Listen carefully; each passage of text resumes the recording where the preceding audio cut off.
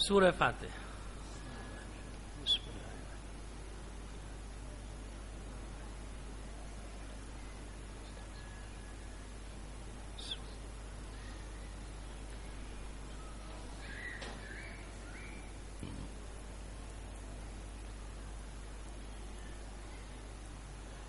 اعوذ باللہ من الشیطان الرجیم. بسم اللہ الرحمن الرحیم. الحمد للہ رب العالمین. الصلاۃ والسلام علی اشرف الانبیاء والمرسلین سیدنا و نبینا ابی القاسم محمد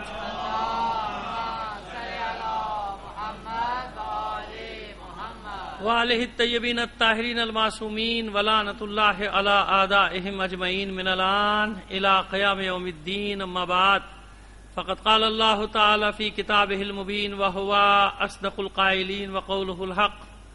بسم اللہ الرحمن الرحیم. شہر رمضان الذی انزل فیہ القرآن ھدی للناس بینات من الھدی والفرقان. صلوات بھیج دیجیے محمد علی محمد پر.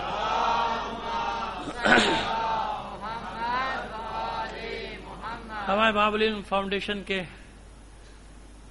بانیان میں سے یعنی فاؤنڈر ممبرز میں سے صبا حسن صاحب جو پاکستان میں اب نہیں ہے، بیرون ملک مقیم ہیں، صبا حسن صاحب، ان کے والدین کے ایصال ثواب کے لیے مجلس آج ہے. آپ سے درخواست کروں گا ان کے ایصال ثواب کے لیے، یعنی صبا حسن صاحب کے والدین کے ایصال ثواب کے لیے، اپنے تمام مرحومین کے لیے، خاص طور پر شہدائے ملت کے ایصال ثواب کے لیے ایک سورہ فاتحہ پڑھ کر بخش دیجیے گا.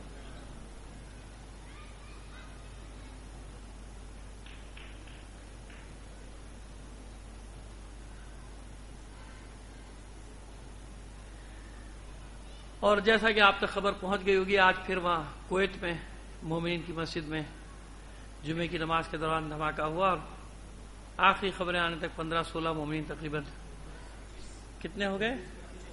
حال میں جو کافی دیر پہلے پتہ چلا تھا. ان تمام شہداء کے لیے خاص طور پہ ایک سورہ فاتحہ پڑھ کر بخش دیجیے گا. بسم اللہ.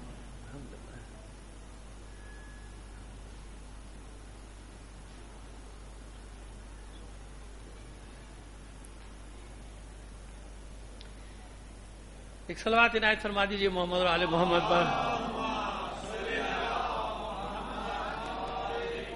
اس سے بہتر انداز میں بلند آواز سے ایک صلوات بھیجیے گا.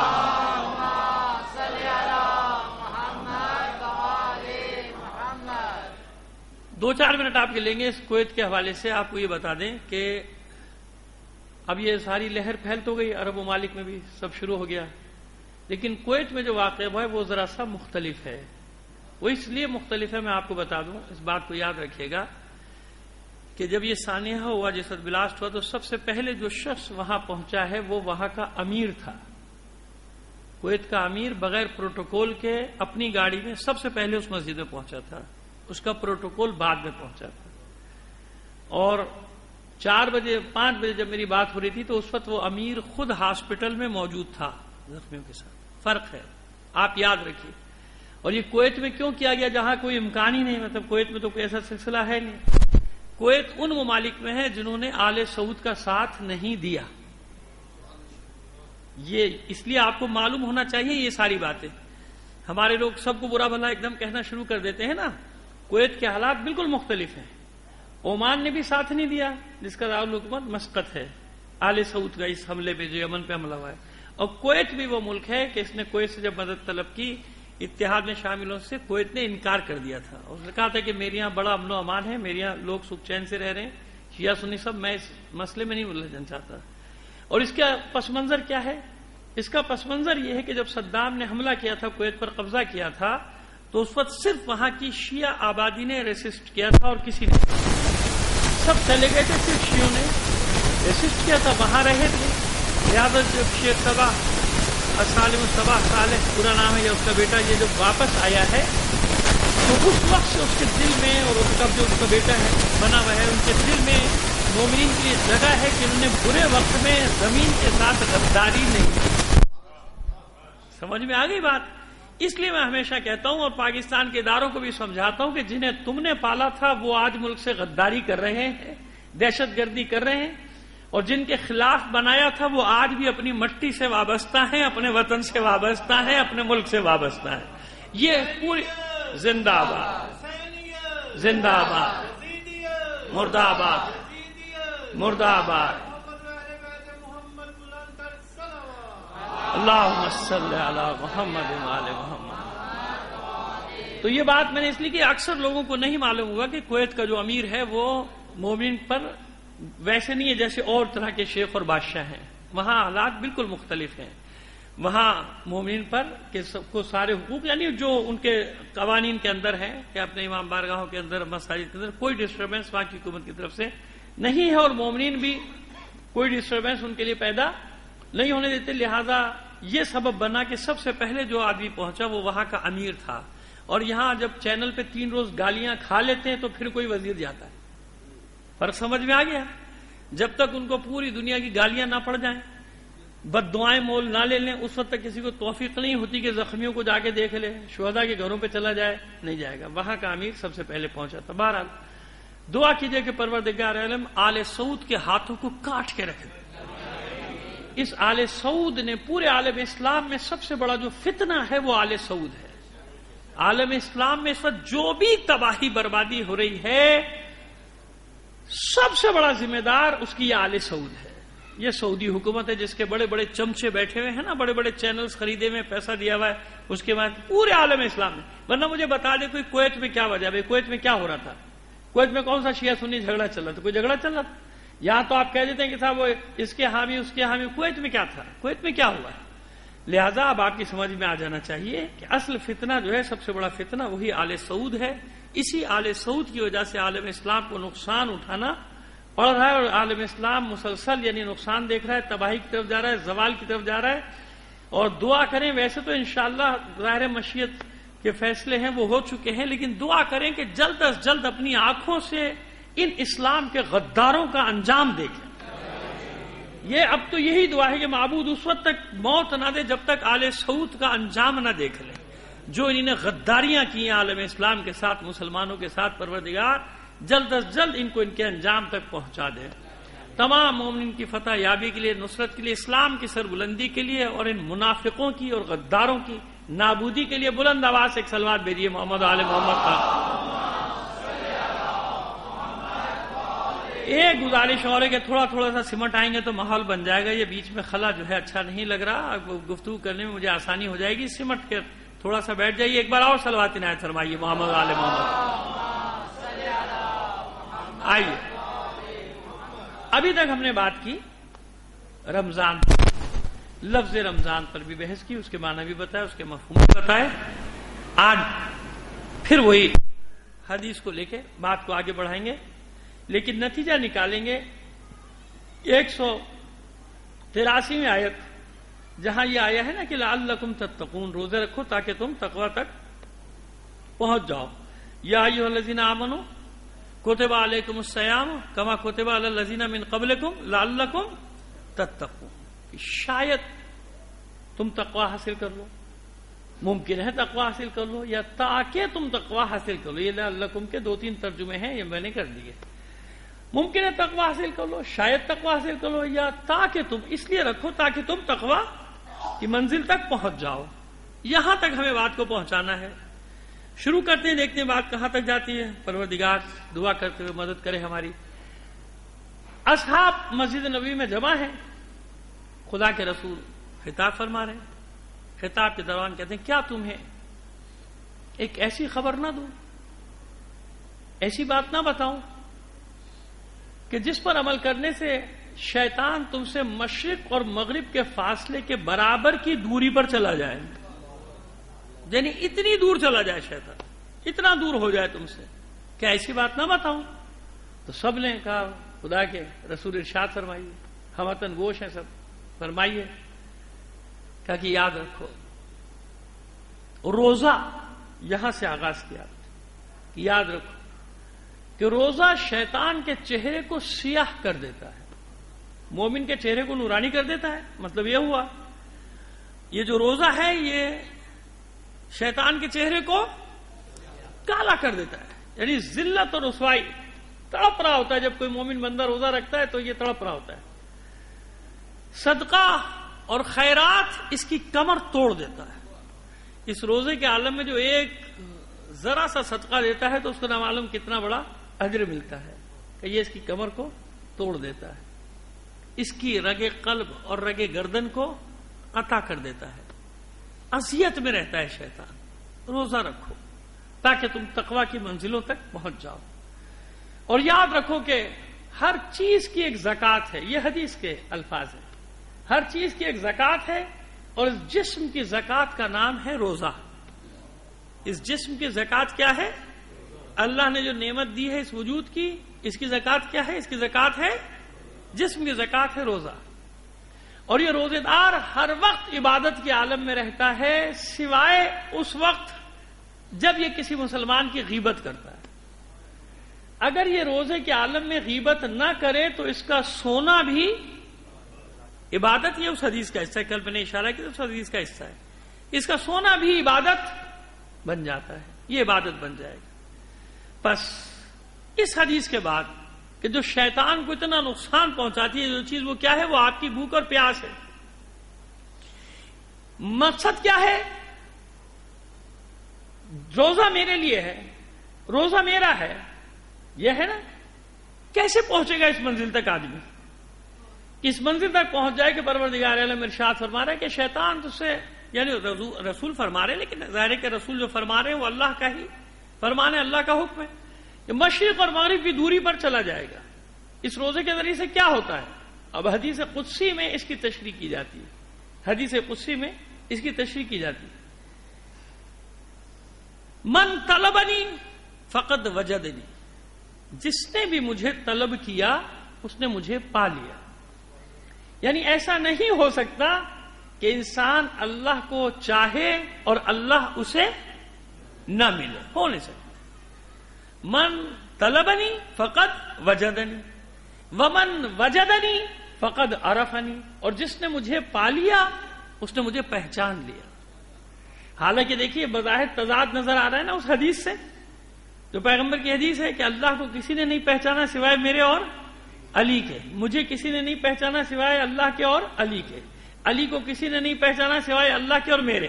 لیکن یہ بتا دیں گے، یہ بھی بتا دیں گے، بھی مقدمہ بنا رہے ہیں، تمہید بنا رہے ہیں، پھر آگے بات بڑھے گی تو بتائیں گے کیا مطلب ہے اس کا۔ من وجدنی فقد عرفنی، جس نے مجھے پا لیا اس نے مجھے پہچان لیا۔ ومن عرفنی، اور جس نے مجھے پہچان لیا، فقد احبنی، وہ میری محبت میں مبتلا ہو گیا۔ جس نے مجھے پہچان لیا، ظاہر شناخت کے بغیر تو محبت پیدا نہیں ہوتی نا۔ دیکھیے محبت کیا چیز ہے، یہ محبت کا ہی لفظ استعمال ہوا نا، اسی لفظ کی تشریح کرتے ہیں۔ محبت کسے کہتے ہیں؟ جب تک کسی چیز کی شناخت نہ ہو محبت پیدا نہیں ہوتی۔ ماں باپ کی بچوں سے محبت، بچوں کی ماں باپ سے محبت، اپنے اہل و عیال سے محبت، یہ محبتوں کے درجے بڑھتے چلے جاتے ہیں جس کی جتنی شناخت ہو۔ اب میں ایک مثال دیا کرتا ہوں، پھر دوبارہ مثال دے دیتا ہوں۔ بڑی آسانی سے کسی کو جھوٹ بھی بولنا ہوتا تو کہتا خدا کی قسم، اللہ کی قسم، اسے کوئی خوف نہیں ہوتا۔ اللہ کی قسم کھاتے ہوئے اسے کوئی خوف، لیکن اگر اسے اپنی بات میں زور پیدا کرنا ہو تو کہتا ہے پیغمبر کی اور رسول خدا کی قسم۔ ارے بھائی اللہ بڑا ہے یا رسول بڑا ہے؟ کون بڑا ہے؟ لیکن زور پیدا کرنے کے لیے قسم کو نیچے لا رہا ہے، اللہ کے بعد رسول۔ اور اگر مومن ہے اور بھی ارے مولا کی قسم، اب آپ دیکھیں سمجھ میں آ رہی ہے بات، مولا کی قسم، ارے بھائی اللہ کی قسم سب سے بڑی ہوئی، مولا کی قسم۔ اور اس سے بھی زیادہ زور دینا ہو تو امام حسین کی قسم، اب تو اس کے بعد تو کوئی گنجائش ہی نہیں بچی۔ حالانکہ ابو ہما افضل ہما، علی افضل ہے حسین سے، بھائی ہے نا، غلط تو نہیں کہہ رہا میں، لیکن امام حسین کی قسم ہے آپ یقین کر لو۔ اور اگر اس سے بھی آگے بڑھنا ہوا تو حضرت عباس کی قسم ہے، اب تو یقین کرنے کے سوا کوئی چارہ ہی نہیں ہے۔ جناب عباس بے شک اس معنوی عصمت کی منزل پر ہیں، معنوی عصمت کی منزل، لیکن امام تو نہیں ہے، 12 اماموں میں تو نہیں ہے بھائی، 12 امام میں سے کوئی امام نہیں ہے۔ لیکن کیوں؟ شناخت کی بات کر رہا ہوں، پہچان کی بات کر رہا ہوں۔ پہچان کیا ہے؟ جناب عباس کی پہچان ہمارے پاس یہ ہے کہ بھائی ان کے نام پہ جھوٹ بولا تو بھی تھپڑ آیا ہے، سمجھ میں آ رہا ہے کہ سزا فوراً ملے گی، فوراً سزا۔ اس لیے حضرت عباس کی قسم کھا رہا ہے کہ بھائی دیکھو پتا، دیکھو حضرت عباس کی قسم کھا کے کہہ رہا ہوں، مطلب یہ کہ تو جھوٹ بول ہی نہیں سکتا کیونکہ سزا فوراً آئی۔ یہ تصور ہے، ایسا ہے یا نہیں وہ الگ بحث، تصور ہے.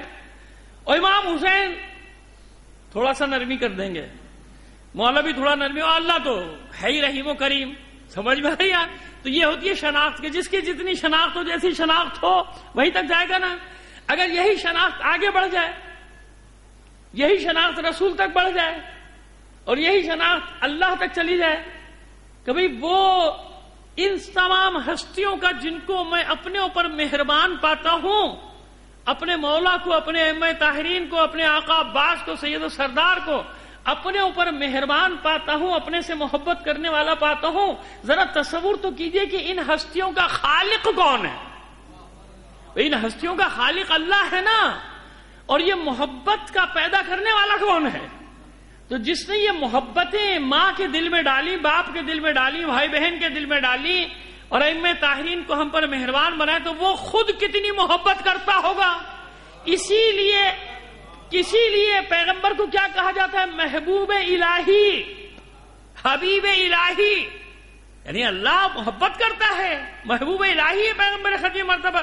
تو اللہ کی محبت کتنی، مگر کیا ہے وہ شناخت کی بات کہ جو جس میدان میں جتنا آگے بڑھتا ہے اللہ کی محبت بڑھتی جائے گی، اور پھر وہ کہلاتا ہے فنا فی اللہ. اب معصومین کی منزل تو چھوڑ دیجئے، مولا کائنات کی منزل کیا ہے؟ عبادت میں، اس کو چھوڑ دیجئے. مولا کے غلاموں کی منزل پر آ جائیے کہ وہ اللہ کی محبت میں کس طرح سے آگے بڑھے. پورا واقعہ کربلا کس کی محبت میں ہو رہا ہے؟ اللہ کی. عشق حسین کیا ہے؟ انصار حسینی جانتے کہ عشق حسین ہی وہ وسیلہ ہے جو ہمیں اللہ کے عشق سے جوڑ رہا ہے. عشق حسین اسی لیے تو ہے. عشق حسین کس لیے ہے؟ ائمہ طاہرین کو ہم کیوں مانتے بھائی؟ اس لیے کہ وہ اللہ کا دین جو حقیقی جو مذہب حق ہے وہ ہم تک پہنچانا. تو ان سب کا مرجع و ماوا، ان سب کا منتہا مطلوب و منتہا مقصود کیا ہے؟ وہ اللہ کی ذات، کہ وہاں تک پہنچانا ہے. اب جس کی جتنی معرفت بڑھتی ہے اتنا ہی وہ اللہ کی محبت میں گرفتار ہوتا چلا جاتا ہے. من عرفنی فقط احبنی.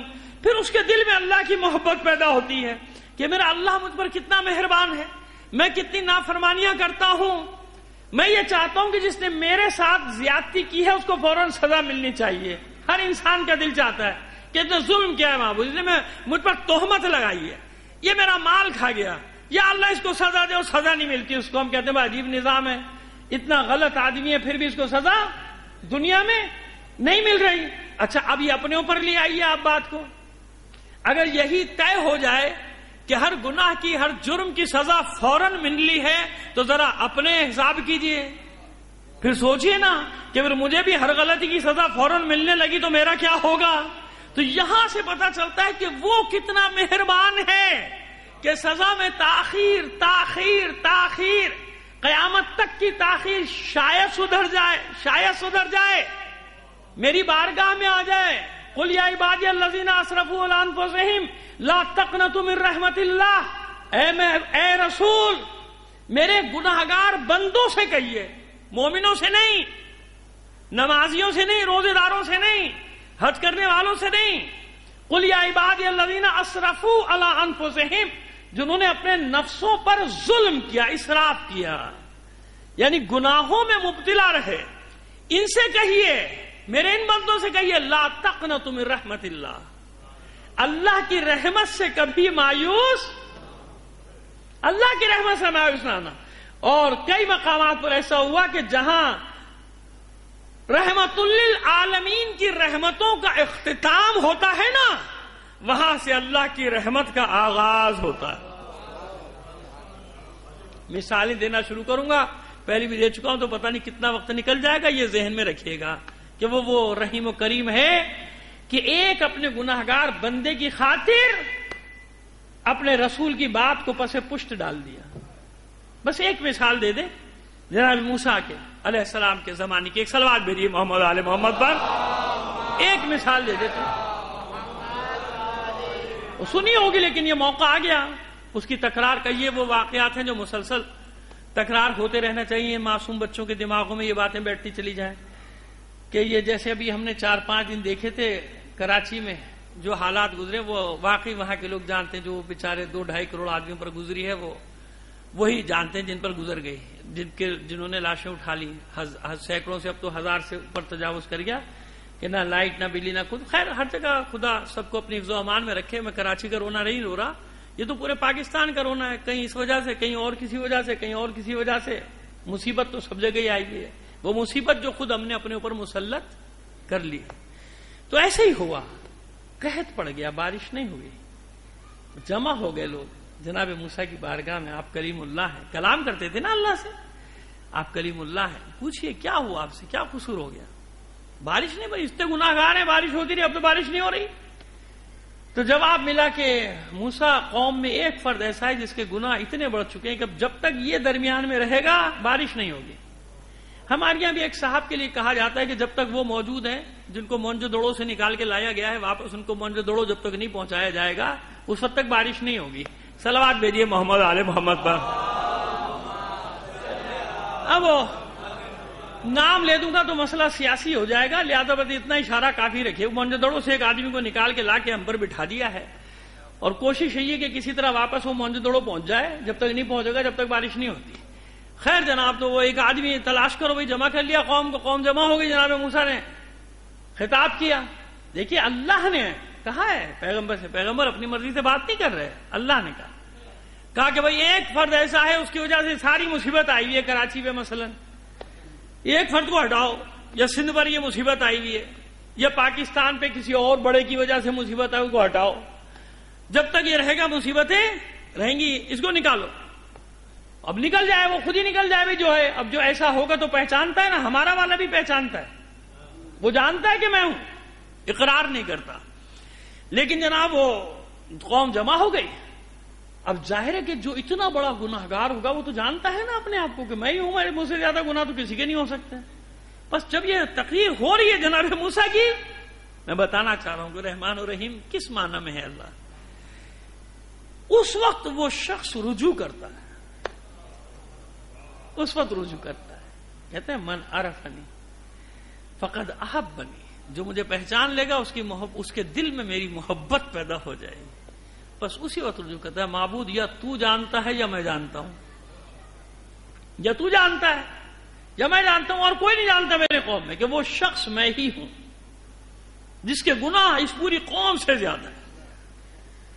اگر اس وقت میں اٹھ کر چلا گیا پوری قوم میں میری رسوائی ہو جائے گی، بدنام ہو جاؤں گا، سب کو پتہ چل جائے گا میرے گناہوں کا. معبود بخش دے، ایک بار معاف کر دے، میری آبرو رکھ لے، میری عزت رکھ لے. میں عہد کرتا ہوں کہ اب آج کے بعد گناہ نہیں کروں گا، تیری معصیت نہیں کروں گا. بس بیٹھا ہوا ہے دلی دل میں یہ ساری گفتگو کر رہا ہے اللہ کی بارگاہ. ابھی جناب موسیٰ کا خطاب ختم نہیں ہوا تھا کہ گھٹائیں آنی شروع ہو گئیں. گھٹائیں نازل ہونا شروع، برسنا شروع، اور لوگ خوشی خوشی جا رہے ہیں. جناب موسیٰ حیران ہو گئے. دیکھیے میں نے کیا کہا، وہ پیغمبر ہیں، وہ پیغمبر اولو العزم پیغمبر، صاحب کتاب پیغمبر، فرعون کو شکست، فرعون سے مبارزہ کرنے والے، فرعون کی غرقابی کا باعث بننے والے جناب موسیٰ. اور جناب موسیٰ کو اللہ نے فرمایا جناب موسیٰ سے کہ یہ کہو، اور بیچ میں بارش شروع ہو گئی. جناب موسیٰ حیران، قوم چلے گئی، اکیلے کھڑے. کہ معبود یہ کیا ہوا، مجھے تو نے یہ حکم دیا تھا، یہ کیا ہوا؟ تو اب جناب موسیٰ سے مشیت پروردگار عالم ارشاد فرماتے ہیں، موسیٰ میں کیا کرتا، پہلی بار تو میرے بندے نے رجوع کیا تھا، میں اسے خالی کیسے لوٹا دیتا؟ ہم پہچانتے نہیں نا، رجوع تو کرو. بابو آپ کے ماں باپ سے زیادہ، آپ کے اپنے آپ سے زیادہ وہ آپ سے محبت کرتا ہے، کیونکہ خالق ہے، خالق ہے اس لیے محبت کرتا ہے، مہربان ہے، نہیں چاہتا کہ جہنم میں پھینک دے. سال میں کتنے موقع ایسے دے رہا ہے کہ چلو اس رات آ جاؤ، اس رات آ جاؤ، اس دن معاف کرنے کے لیے بیٹھا ہوں، آؤ تو صحیح. اس لیے وہ حدیث میں ہوا کہ آیا کہ من ادرک رمضان ولم یغفر له فمتا دونوں مانے، جس کو ماہ مبارک ملا اس میں بھی مغفرت نہ لے سکا تو پھر وہ مر گیا، ختم ہو گیا. پھر کیا کیا اس نے؟ فمتا، پھر کیا اس نے کیا، کیسے ہوا، کچھ نہیں معلوم. پھر کب اس کی مغفرت ہوگی اگر رمضان میں بھی نہیں؟ یعنی موقع پر موقع ہزاروں لاکھوں روز بخشے جا رہے ہیں، اس میں بھی کوئی بدنصیب ہوگا نا. بات ڈرانے کی نہیں ہے، میں تو آپ کو اچھی خبر دے رہا ہوں، میں تو آپ کو ڈرا نہیں رہا، آپ کو اچھی خبر دے رہا ہوں کہ بابا اتنے موقع دے رہا ہے اللہ، اتنے موقع دے رہا ہے. لا تقنطوا من رحمت اللہ، کہہ دیجئے اللہ کے رسول ان سے کبھی رحمت سے میری مایوس نہ ہونا. کیوں؟ ان اللہ یغفر الذنوب جميعا، کوئی استثناء نہیں. بے شک تمہارا رب تمہارے ہر گناہ کو بخش دے گا، ہر گناہ کو بخش دے گا. آؤ تو صحیح، توبہ تو کرو. یہ ارشاد ہو رہا ہے من عرفنی فقد احبنی. جس نے اتنی بھی معرفت کا حق تو کوئی نہیں ادا کر سکتا نا، جس نے اتنا بھی پہچان لیا کہ میرا خالق میرا معبود وہ ہے جو مجھ سے زیادہ مہربان ہے، جو مجھ پر میرے ماں باپ سے زیادہ مہربان ہے، جو مجھ سے میری اولاد سے زیادہ محبت کرتا ہے، کیونکہ وہ محبت کا خالق ہے نا. محبت خلق ہی اس نے کی ہے، وہ جمیل ہے، وہ محبت کرنے والا ہے. کتنے ہی نام ہیں، سب اس کے اسماء الحسنہ ہی تو ہیں. سب جتنے بھی اسماء الحسنہ ہیں سب اللہ کے لیے اسماء الحسنہ جتنے بھی ہیں. ومن احبنی، اب دیکھیے اس کے بعد جو نتیجہ آ رہا ہے اس تک چلانا چاہتا ہوں آپ کو کہ تقویٰ کیا ہے جو روزے کے نتیجے میں حاصل ہوتا ہے. ومن احبنی فانا قتلتہ، اور جو میری محبت میں مبتلا ہوا میں نے اسے قتل کر دیا. حدیث قدسی، کتنا عجیب لفظ ہے یہ. ومن احبنی فقد قتلتہ، جو میری محبت میں مبتلا ہوا میں نے اس کو قتل کر دیا. ومن انا قتلتہ فعلی دیتہ، اور جسے میں نے قتل کیا، پروردگار عالم، حدیث قدسی پڑھ رہا ہوں، ایک لفظ ادھر ادھر نہیں کر رہا ہوں، جانتا ہوں کہاں پڑھ رہا ہوں، ایک لفظ آگے پیچھے نہیں کر رہا ہوں. جو لفظ حدیث ہے وہ آپ کے حدیث قدسی ہے، وہی پیش کر رہا ہوں آپ کے سامنے. ومن انا قتلتہ فعلی دیتہ، جسے میں نے قتل کیا اس کی دیت بھی میرے ذمہ ہے. اب آپ دیکھیں نتیجہ دیکھیں. فعلی دیتہ، اس کی دیت میرے ذمہ ہے. قتل کی دیت ہے نا.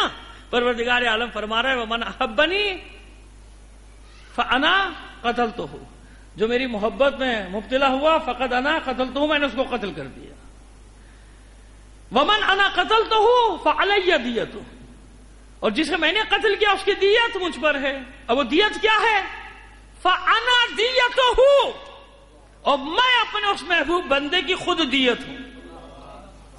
یعنی میں اس کا اور وہ میرا. اللہ ایک مومن بندے کی دیت اپنے آپ کو قرار دے رہا ہے. یہ ہے مطلب صوم لی وانا اجزی بہ، یہ میرے لیے ہے عبادت اور میں اس کی جزا ہوں. اور کیا چاہیے؟ جسے اللہ مل جائے اسے اور کیا چاہیے؟ انا دیتہ. ابھی قتل کی بھی تشریح کرتے ہیں، قتل کا کیا معنی ہے، لیکن ابھی تو ہم نے لفظی ترجمہ آپ کے سامنے بیان کر دیا. صلوات بھیجیے محمد آل محمد پر.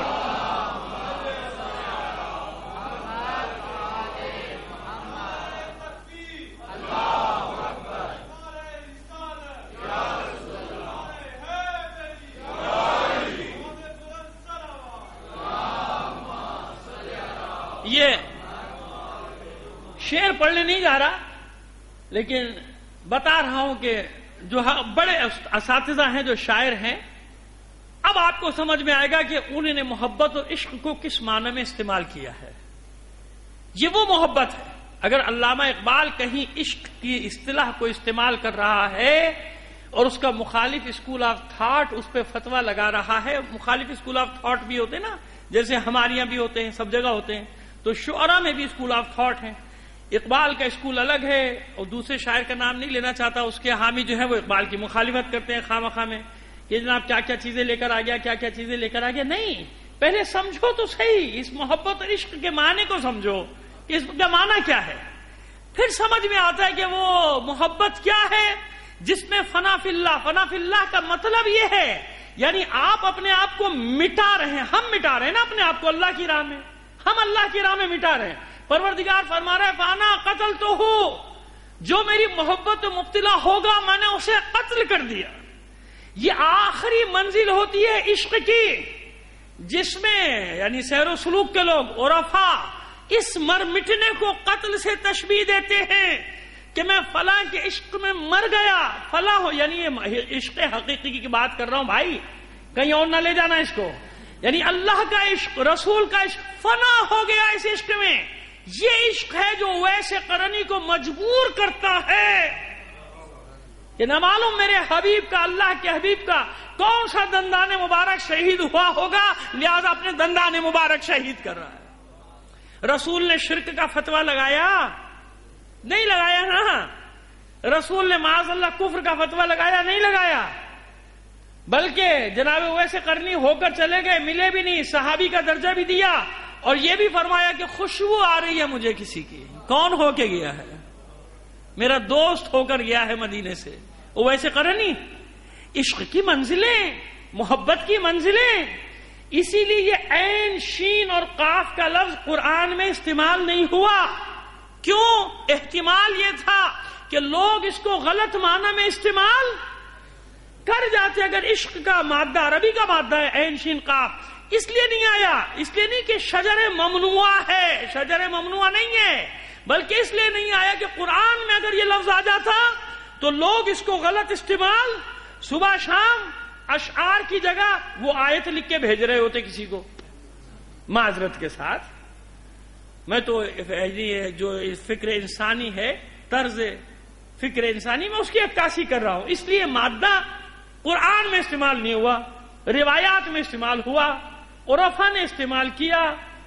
سیر و سلوک کے یعنی وہ جو سالک ہیں، چلنے والے، اس فنا فی اللہ میں جو اپنے آپ کو فنا فی اللہ کے راستے پر ڈال رہے ہوتے ہیں، انہوں نے استعمال کیا. کیوں؟ وہ جانتے ہیں کہ اس کا معنی کیا ہے.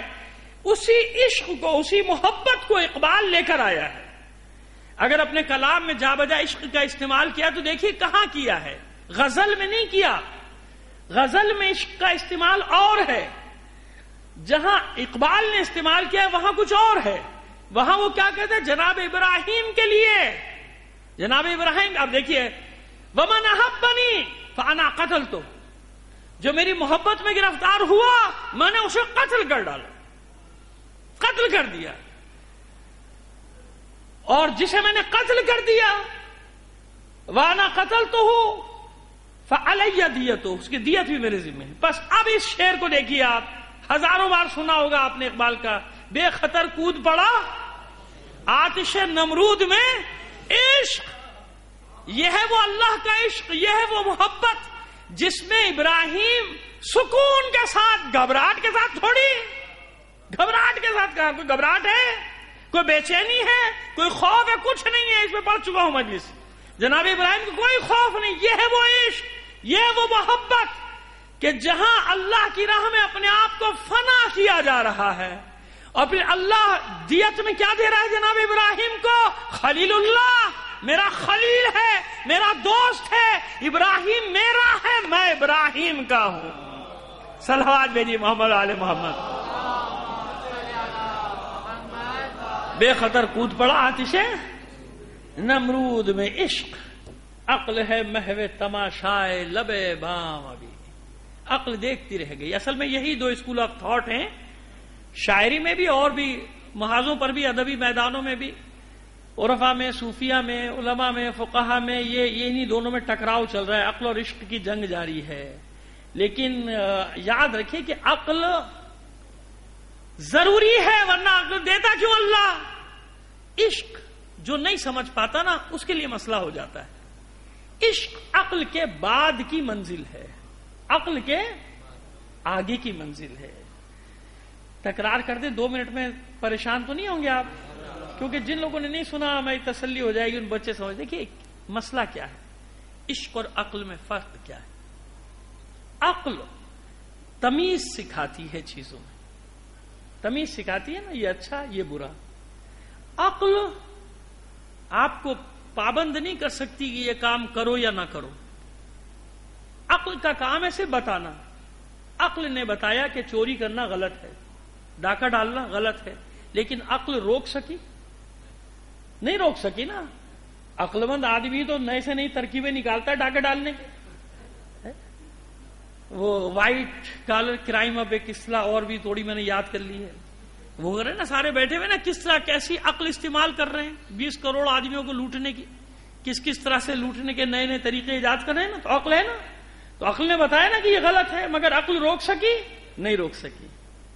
عقل نے بتایا کہ یہ اللہ کا رسول ہے، لیکن عقل نے منوایا نہیں، بتا دیا۔ عقل بتا دے گی یہ اچھا یہ غلط یہ صحیح یہ برا، لیکن عقل آپ سے کام کروا نہیں سکتی، بتا سکتی ہے۔ بس اس عقل کے آگے کی منزل کیا ہے؟ دل افئدہ، کہیں قلب کہیں افئدہ، یہی ہے نا، یہی اصطلاح قرآن نے استعمال کی نا، فی قلوبہم مرض، ان کے دلوں میں مرض ہے، عقلوں میں نہیں۔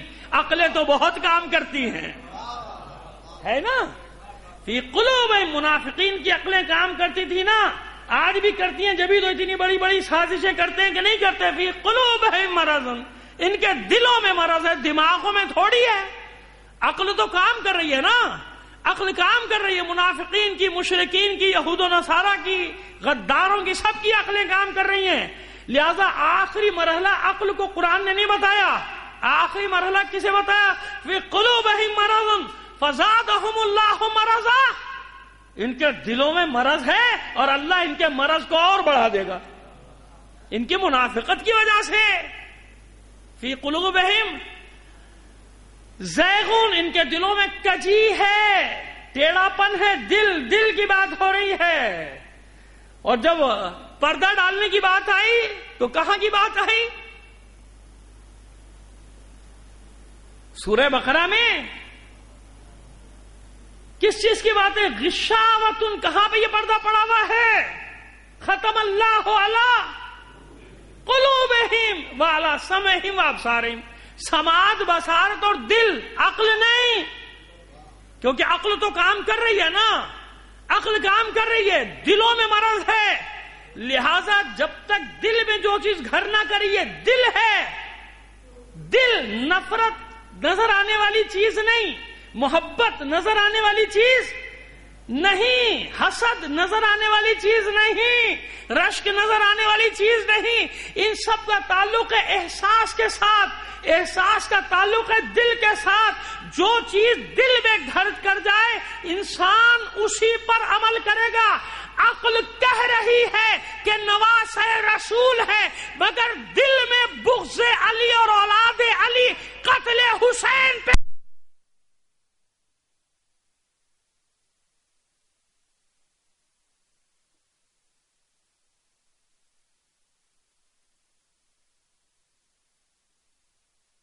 یہ جو اپنے آپ کو اللہ کی راہ میں فنا کر رہا ہے، یہ نہیں کر رہا، میں کر رہا ہوں، انا قتلتہ ہوں۔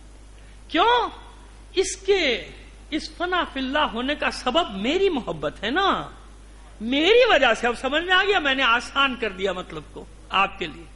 فانا قتلتہ ہوں، میں نے اس کو مارا ہے، کیوں؟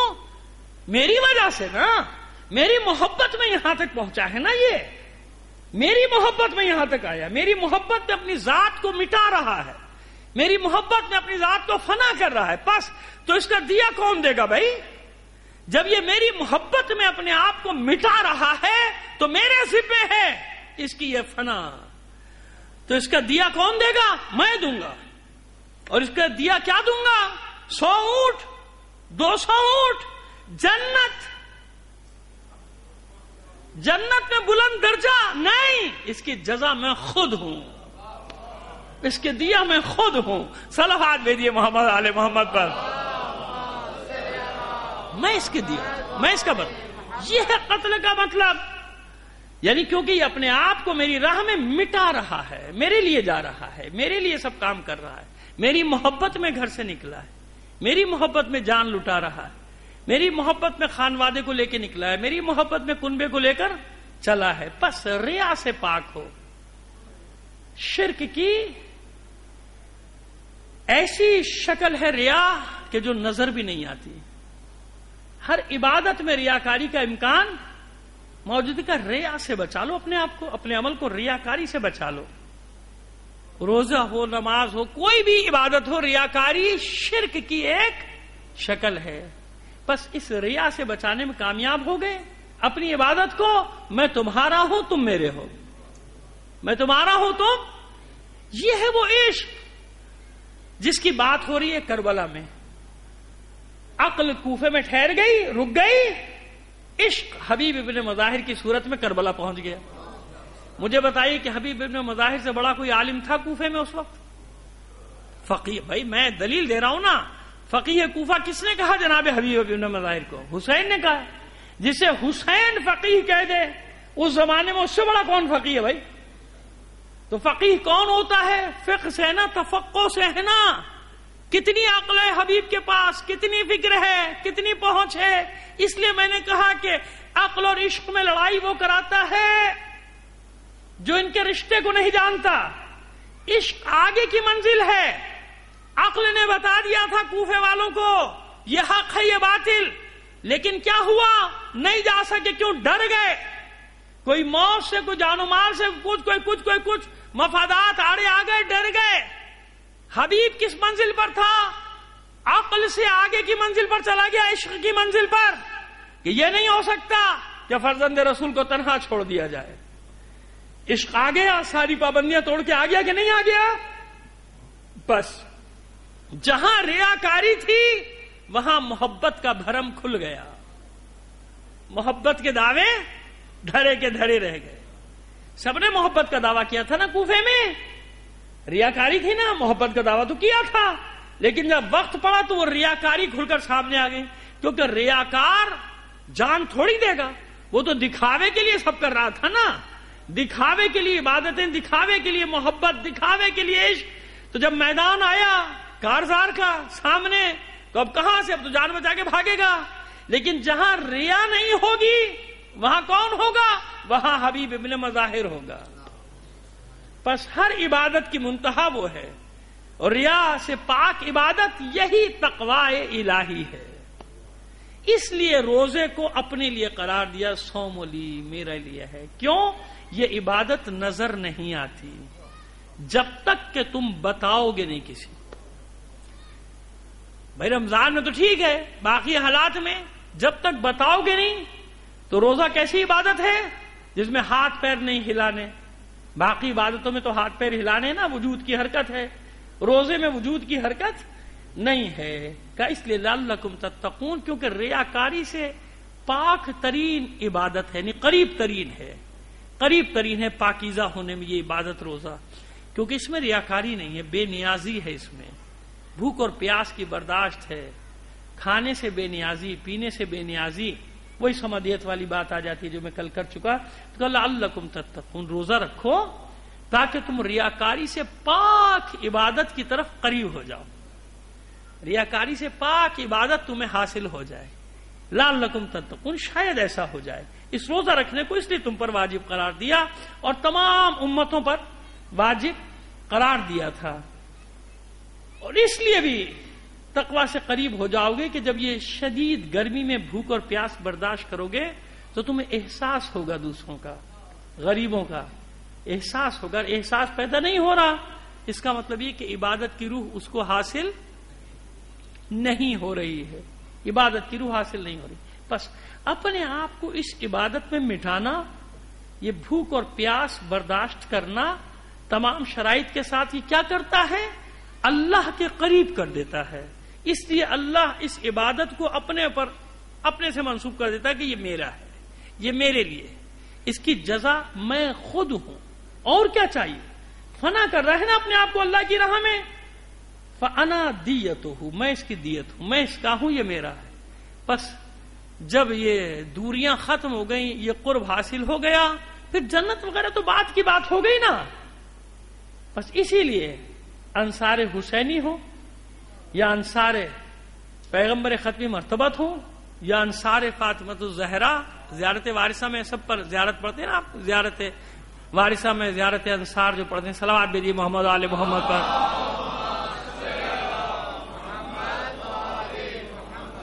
انصار رسول خدا ہوں، انصار علی مرتضیٰ ہوں، انصار حسن مجتبی ہوں، انصار حسین ہوں، یہ سب کے سب کس منزل پر ہیں؟ یہ اپنے آپ کو علی یا حسین کے عشق میں فنا کر چکے، مٹا چکے. اور جب مٹا چکے ان کا اپنا کچھ بھی نہیں رہا. بس ان کی جزا کیا بنی, ان کی دیت کیا بنی؟ ان کی دیت بنی خود اللہ کہتا ہے میں ان کی جزا ہوں, میں ان کی دیت ہوں. اور کوئی زبردستی تو نہیں, مجبوراً تو نہیں. دیکھیے معذرت کے ساتھ برا مت مانیے گا, ہمارے یہاں تو بعض دفعہ موت حادثاتی ہوتی ہے نا. ٹھیک ہے شہید کا درجہ ہے, لیکن ہم اس کو غسل تو دیتے ہیں نا, کیونکہ صرف اسی کو غسل نہیں دیا جائے گا جو میدان جنگ میں لڑتے ہوئے مارا جائے, اس کو غسل نہیں, اس کو انہی کپڑوں میں دفنا دیں گے. ہمارے مومن شہید ہے مگر اس کے باوجود ہم اسے غسل بھی دیتے ہیں نا, کفن بھی دیتے ہیں. یعنی مرتبہ وہ مرتبہ تو نہیں ہے نا جو وہاں مرتبہ ہے. اچانک جا رہا تھا آفس, مار دیا, شہید ہو گیا, یقیناً اہل بیت کے جوار میں چلا گیا. لیکن اب آپ مجھے آگے بتائیے نا کہ جو کربلا میں 72 ہیں ان کے پاس راستہ ہے جان بچانے کا یا نہیں ہے نا. حسین تو خود بار بار راستہ دکھا رہے, جاؤ جاؤ چلے جاؤ. خلاصہ کر رہا ہوں, لیکن حبیب کو بلایا ہے خط لکھ کے. کیوں بلایا؟ کہ فرزند رسول آپ تو خود ہی واپس بھیج رہے ہیں سب کو, تو پھر بلا کیوں رہے ہیں؟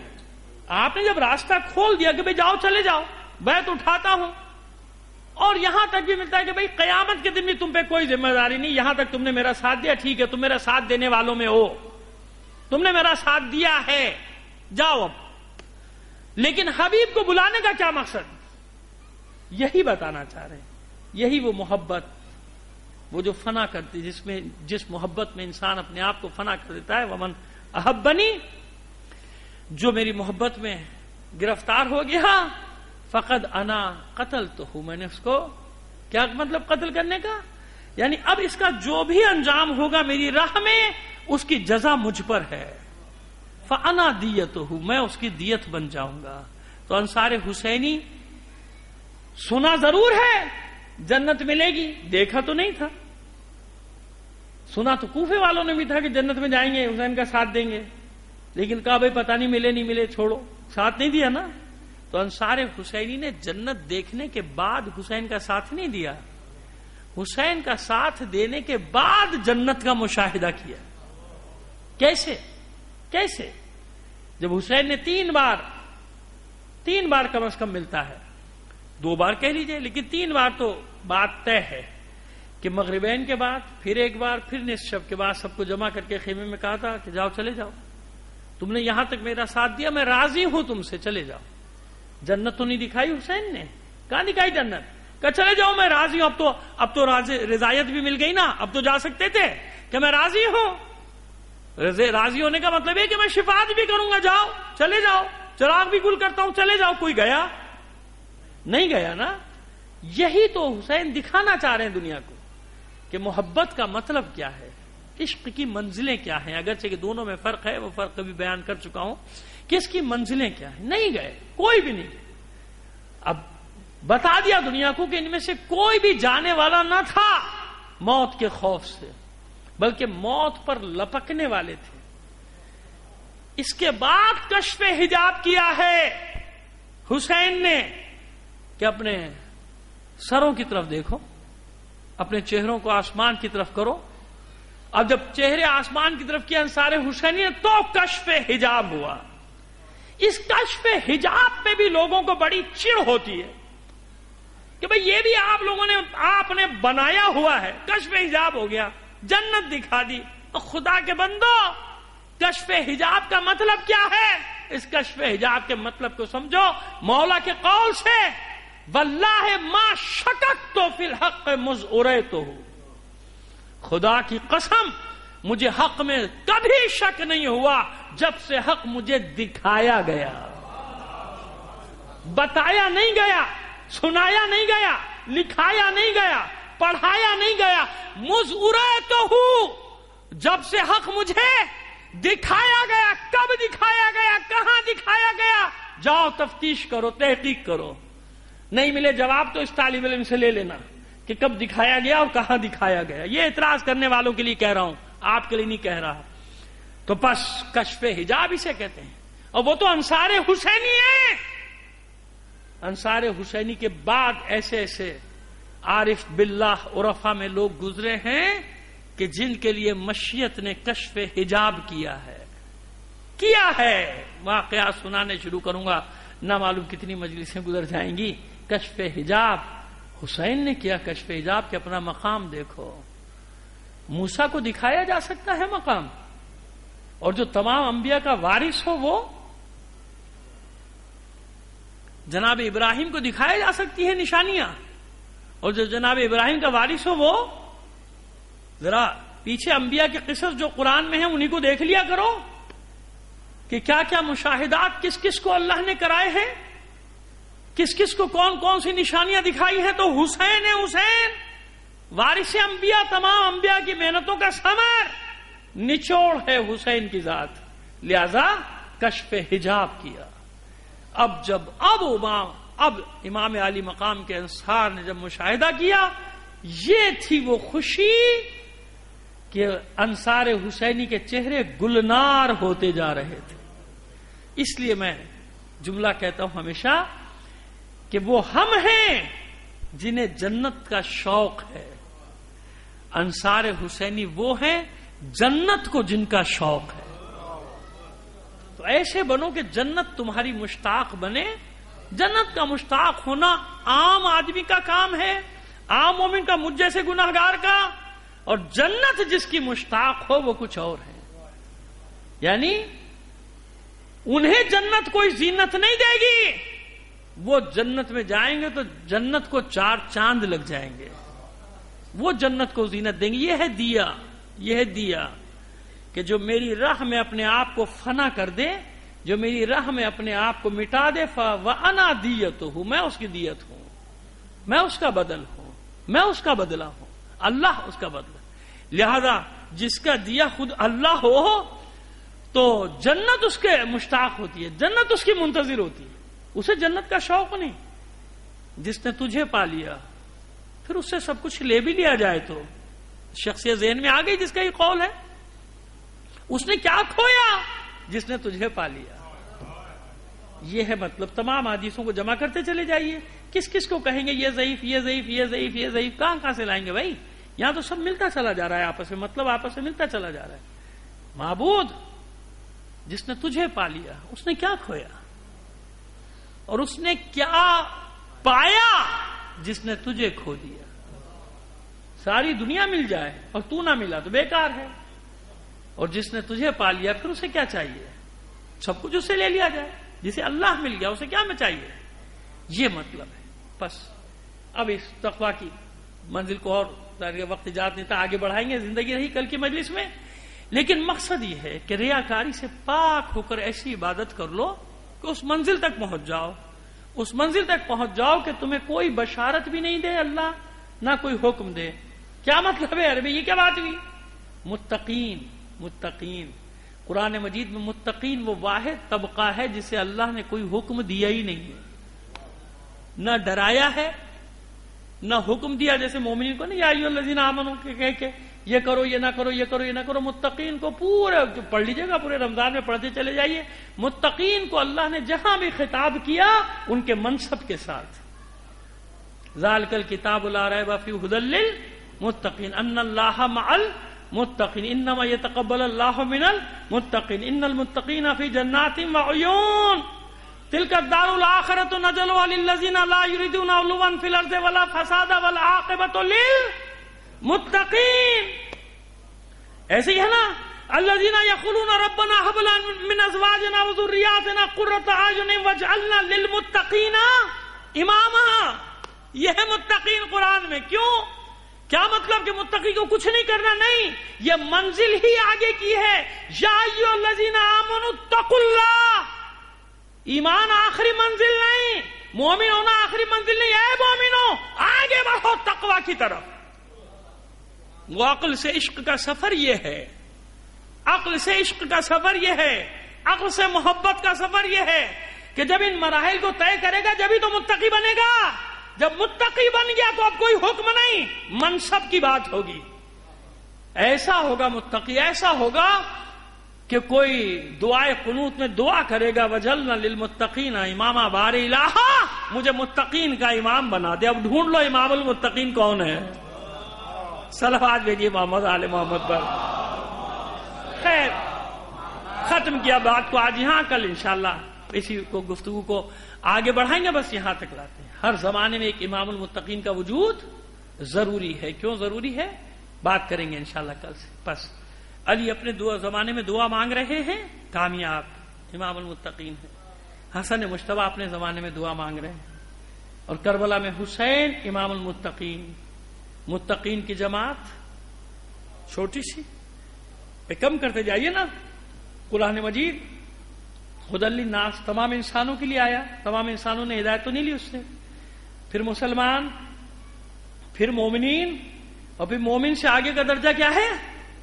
بس یہ متقین کی جماعت اپنے امام کے ساتھ کربلا کے میدان میں کھڑی ہے، ثابت قدم۔ اب اس کے لیے کوئی قید نہیں سن و سال کی، یہ تو شعور اور آگہی کی بات ہے۔ جب جناب عیسیٰ گہوارے میں گواہی دے سکتے ہیں تو حسین کا علی اصغر تو چند مہینے کا ہے۔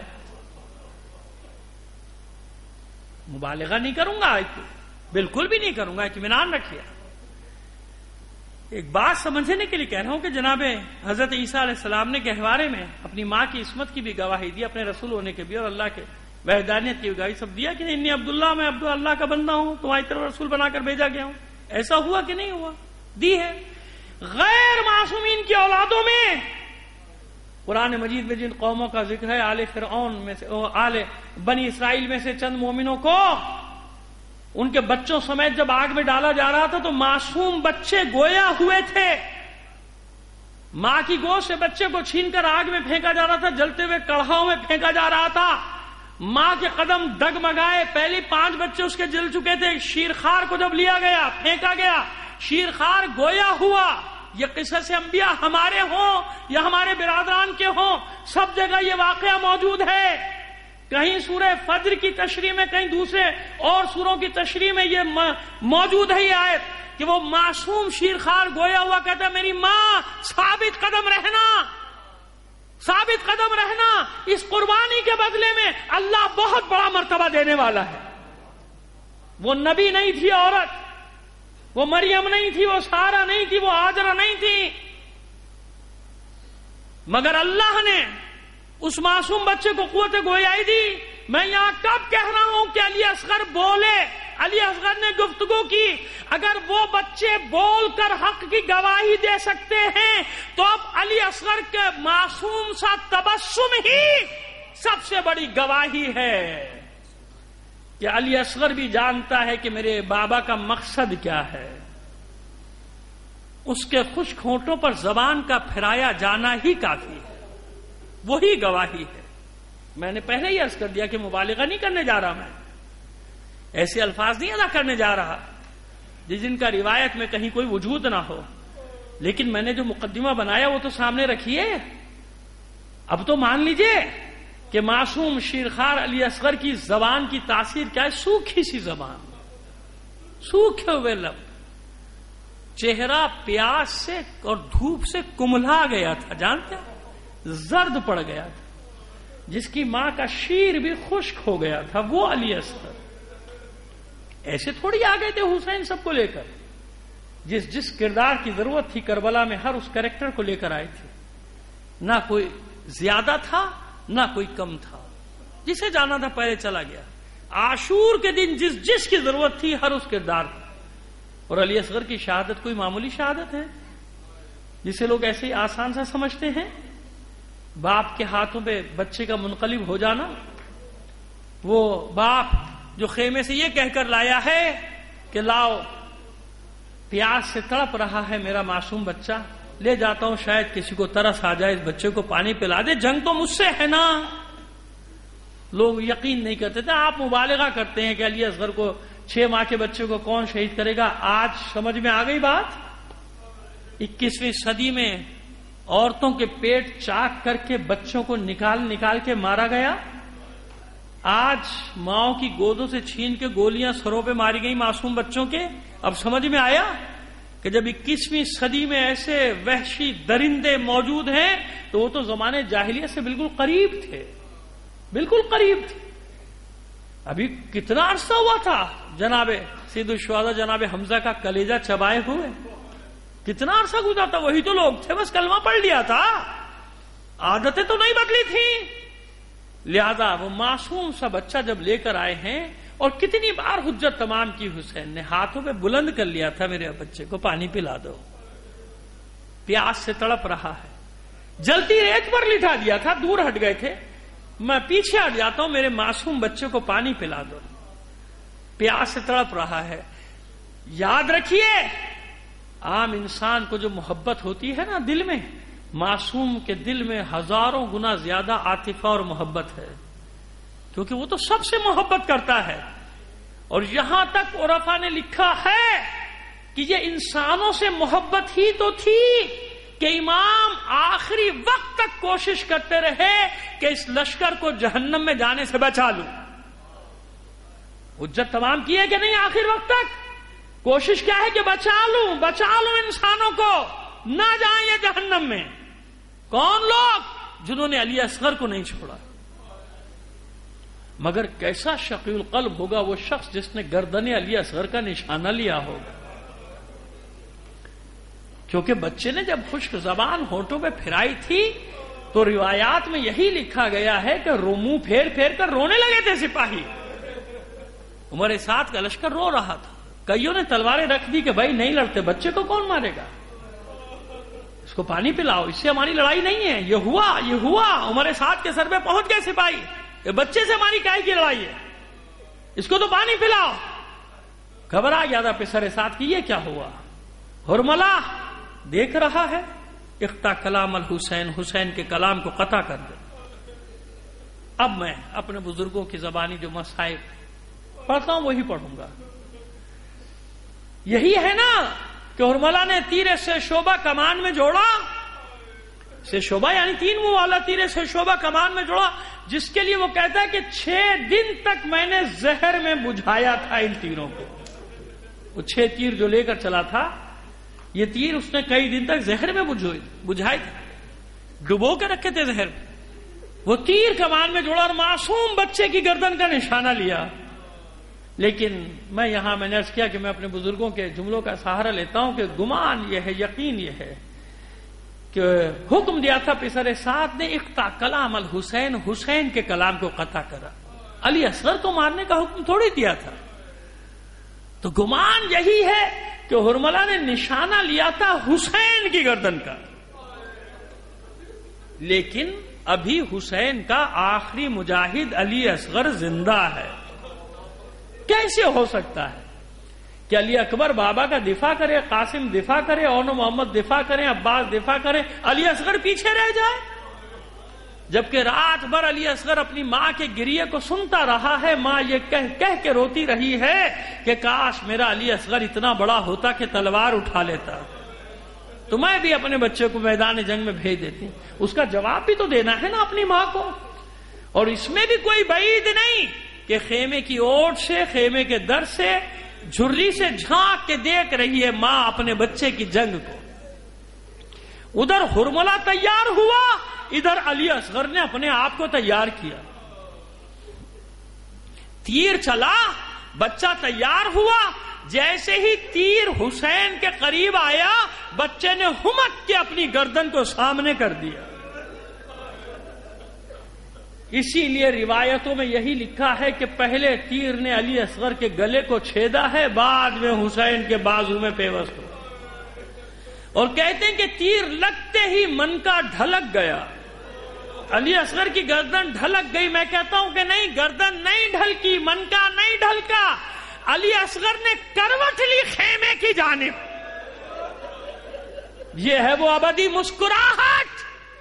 علی اصغر کی مسکرا کے دیکھا ہوگا خیمے کی جانب، میری ماں اب تو راضی ہے، دیکھ میں نے اپنے بابا کا دفاع کیا، اے میری ماں دیکھ میں نے اپنے وعدے کو پورا کیا۔ کتنا خون، کتنا خون اس پیاسے بچے کے، شیرخوار کے بدن سے کتنا خون نکلا، ایک چلو سے زیادہ تو نہیں۔ لیکن انصاف سے بتائیے، اسی کربلا کی زمین پہ عباس کا خون بہا، علی اکبر کا بہا، قاسم اور محمد، اور خود حسین کا خون ابھی بہنے والا ہے کہ نہیں؟ جبھی تو خاک شفا بنے گی کربلا۔ لیکن علی اصغر کے خون کی طاقت کتنی ہے کہ نہ آسمان نہ زمین، صرف حسین ہے جس کے کلیجے میں یہ طاقت ہے کہ اپنے شیرخوار کے لہو کو اپنے چہرے پہ مل لیا۔ کیا عجیب کیفیت ہوگی میرے مولا حسین کی اس وقت جب اپنے معصوم کا خون اپنے ہاتھ میں لے کے اپنے چہرے پہ مل رہے ہوں گے، اور اس کے بعد بس ایک جملہ کہا، نانا اسی چہرے سے آؤں گا، اپنے علی اصغر کے خون آلود چہرے کے ساتھ آؤں گا۔ بار الہ گواہ رہے نا، آسمان و زمین گواہ رہے نا کہ میرے علی اصغر کو کس بے دردی سے مارا گیا۔ ختم کیا میں نے، آخری منزل پر آیا، رخصت کر دیا ماں سے، بہن سے بچے کو لائے، پشت خیمہ پہ دفنا دیا، ننھی سی قبر بنائی، قبر کے نشان بھی مٹا دیا، قبر کے نشان کو مٹا دیا۔ کیوں؟ جانتے ہیں حسین کہ میرے قتل کے بعد تمام شہداء کے سر قلم کیے جائیں گے، نیزوں پہ بلند کیے جائیں گے۔ ڈر ہے حسین کو کہیں میرے معصوم بچے کا سر بھی قلم نہ کر دیا جائے۔ مگر جانتے ہو عزادارو کیا ہوا؟ حسین نے تو یہ اہتمام کیا، مگر جب عصر عاشور کے بعد، قتل حسین کے بعد تمام شہداء کے سر کاٹے جا رہے تھے، نیزوں پہ بلند کیے جا رہے تھے، شمار کیا گیا، بتایا گیا کہ جتنے میدان جنگ میں قتل کیے گئے ہیں ایک سر کم ہے۔ گن رہے تھے نا صبح سے کہ کتنے مارے ہیں، ایک کم ہے۔ پھر گنج شہیدہ میں لاشوں کے درمیان ڈھونڈا گیا، نہیں ملا، ایک سر کم ہے۔ پھر کسی نے کہا آخر وقت میں پشت خیمہ پہ حسین کچھ چھپا رہے تھے۔ ایک دستے کو تیار کیا گیا، گھوڑوں کی نال بندی کی گئی، نیزہ سوار تیار ہوئے، نیزہ بردار تیار ہوئے کہ زمین کھود دو پشت خیمہ کی۔ پس یہ گھوڑے دوڑ رہے ہیں، نیزوں سے زمین کھودتے جا رہے ہیں۔ ام رباب کا کلیجہ حلق میں آ گیا، پشت خیمہ کی طرف آ گئی، جھانک جھانک کر منظر دیکھ رہی ہے، دعا کر رہی ہے، ماں اے معبود میرے اصغر کی خیر ہو، میرے اصغر کی خیر ہو۔ مگر عزادارو علی اصغر کی تمنا تو کچھ اور ہے نا، علی اصغر یہ نہیں چاہتا، علی اصغر تو چاہتا ہے میری ماں یہ دعا نہ کر، تیرے علی اصغر کو گوارا نہیں کہ سب شہداء کے سر تو نیزوں پر ہو، اور جو فاتح جنگ کربلا ہو اسی کا سر نیزے پہ نہ ہو۔ علی اصغر کی تمنا پوری ہوئی، ایک ملعون کا نیزہ زمین میں گیا، اب جو واپس آیا نو کے سنا پر ام رباب کا کلیجہ علی اصغر۔ الا لعنت اللہ علی القوم الظالمین۔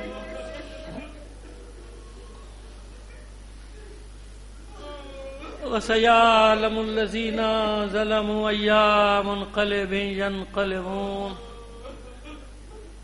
بار الہ بحق محمد و آل محمد ہمارے اس قلیل عمل کو قبول فرما لے، اپنی حاجات اپنے امام زمانہ کے توسل سے تیری بارگاہ میں پیش کرتے ہیں۔ دنیا میں جہاں کہیں بھی مومنین آباد، ان کی جان و مال، عزت و آبرو کی حفاظت فرما۔ عزاداران حسین کو اپنے حفظ و امان میں رکھ۔ جو مومنین عزادار ہونے کے جرم میں شہید کر دیے گئے انہیں شہداء کربلا کے ساتھ محشور فرما۔ جو بیمار ہیں، زخمی ہیں، بہت سے مومنین نے اپنے مریضوں کی شفا یابی کے لیے کہا ہے، اس میں ہمارے ایک دوست ظفر حمدانی صاحب کو بھی شامل کر لیجیے۔ بار الہ ان سب کو بحق بیمار کربلا شفاء کاملہ و عاجلہ عطا فرما۔ جو اسیر ہیں بحق اسیران کربلا انہیں رہائی عطا فرما۔ جو بے روزگار ہیں انہیں روزگار عطا فرما۔ جو برسر روزگار ہیں ان کے رزق حلال میں برکت عطا فرما۔ جو مقروض ہیں غیب سے ان کے قرضوں کو ادا فرما دے۔ جو اپنے بچوں کے رشتوں کی طرف سے پریشان ہیں، بار الہ ان کی پریشانیوں کو دور فرما دے۔ بار الہ بچے بچیوں نے ہمارے قوم کے امتحانات دیے ہیں، انہیں دنیا اور آخرت کے امتحانات میں کامیابی عطا فرما۔ بار الہ یہ یمن، شام، عراق، لبنان میں جس فتنے نے سر ابھارا ہے، اس فتنے کا سر کچل کے رکھ دے۔ مومنین کو سرخروئی، سر بلندی اور کامیابی عطا فرما۔ بار الہ کویت میں آج جن مومنین کا نماز کی حالت میں خون بہایا گیا، ان کے پسماندگان کو صبر جمیل عطا فرما۔ ان شہداء کو شہدائے کربلا کے ساتھ محشور فرما.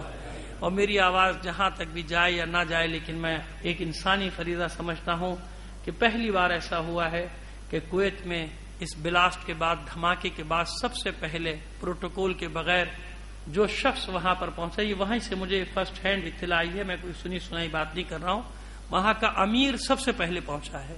اور اس وقت تک بھی وہ ہاسپٹل میں تھا، کیونکہ یہ بھی میں نے پہلے بتا دیا، بعد میں لوگ آئے کہ کویت وہ ملک ہے کہ جس نے اس اتحاد میں سعودی عرب کی، آل سعود کی مخالفت کی ہے، آل سعود کے ساتھ شامل نہیں ہوا، لہذا وہاں اس پورا ملک میں بھی یہ سب اب کھیل شروع ہو گیا. بار الہ اس کی بہرحال اس نے یہ نیکی کی ہے کہ ہمارے غم میں سب سے پہلے آ کر وہاں کا بادشاہ، وہاں کا امیر شریک ہوا، اسپتال میں گیا، بغیر پروٹوکول کے آ گیا تھا. اس کی توفیقات میں اضافہ فرما، اور وہاں جو امن و امان ہے اس امن و امان کو قائم و دائم رکھ. معبود اس آل سعود کے ہاتھوں کو کاٹ کے رکھ دے، سامراجی طاقتوں کو تباہ و برباد کر دے، ہمارے ملک کی سرحدوں کی حفاظت فرما، دہشت گردوں کو نیست و نابود کر دے، ان کے ٹھکانوں کو برباد کر دے، ان کے سرپرستوں کو ذلیل و رسوا کر دے. پاک افواج کو دہشت گردوں پر جلد از جلد آخری ضرب لگانے کی توفیق عطا فرما. تعجیل فرما ظہور امام زمانہ. میں آپ سے درخواست کروں گا برادر صبا حسن کے مرحوم والدین کے لیے، والدین مرحوم کے لیے، اپنے تمام مرحومین کے لیے، شہدائے ملت اور آج جو کویت میں شہید کیے گئے ان تمام شہداء کو شامل کر کے، اور مولانا شہنشاہ حسین نقوی صاحب کی اہلیہ جو بھی چند روز پہلے انتقال فرما گئیں، ان سب کے لیے ایک بار سورہ فاتحہ